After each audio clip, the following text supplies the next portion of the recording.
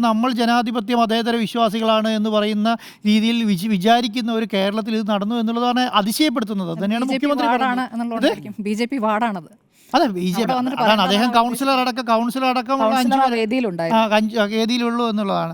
പക്ഷേ എന്താണ് ശരിക്കും ആ നടന്ന ചടങ്ങ് എന്ന് പറയുന്നതാണ് ശിവഗിരി മതവുമായി ബന്ധപ്പെട്ട കാര്യമാണ്. ഗാന്ധി വന്നതും ശ്രീനാരായണ ഗുരു ആയുള്ള സംവാദവേദിയാണത്. അതിൻ്റെ 100ാം വാർഷികമാണ് ആഘോഷിക്കുന്നത്. അപ്പം ആ സ്ഥലത്ത് ഈ എന്താണോ ഗാന്ധിയൻ ആശയങ്ങൾ അത് അദ്ദേഹം ഒന്ന് പറയാനാണല്ലോ അദ്ദേഹത്തെ വിളിച്ചിട്ടുണ്ടാവുക. അതിനേക്കാൾ അപ്പുറം വേറെ ഒരു കാര്യത്തിന് വേണ്ടി അദ്ദേഹത്തെ വിളിക്കില്ലല്ലോ.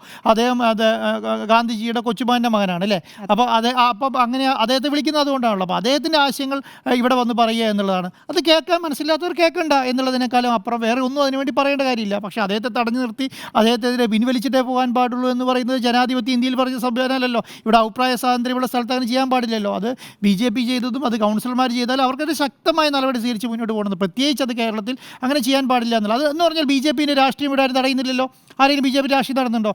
RSSൻ്റെ രാഷ്ട്രീയം ആരെയും തടയുന്നുണ്ടോ? ഒരാളും തടയുന്നില്ലല്ലോ. അവർക്ക് അവരുടെ പ്രവർത്തനം ചെയ്യാനും സമരം ചെയ്യാനുള്ള അധികാരമുണ്ട്. പക്ഷേ ഒരാളെ തടഞ്ഞു നിർത്തിയിട്ട് അത് പറഞ്ഞിട്ട് പോയാൽ മതി എന്ന് പറയുന്ന ശൈലിയൊന്നും ശരിയായിട്ടില്ല എന്നുള്ളതാണ് എൻ്റെ അഭിപ്രായം. അത് ഇന്നും ഇന്നലെയും തുടങ്ങിയതല്ല. അദ്ദേഹം എന്നാണോ ഇത് ഈ പ്രസ്ഥാനമായി മുന്നോട്ട് ഇറങ്ങിയിട്ടുള്ളത് അന്ന് തുടങ്ങി അദ്ദേഹം ഈ നിലപാട് തന്നെയാണ് സ്വീകരിക്കുന്നത് എന്നുള്ളതാണ് എൻ്റെ ഒരു അഭിപ്രായം.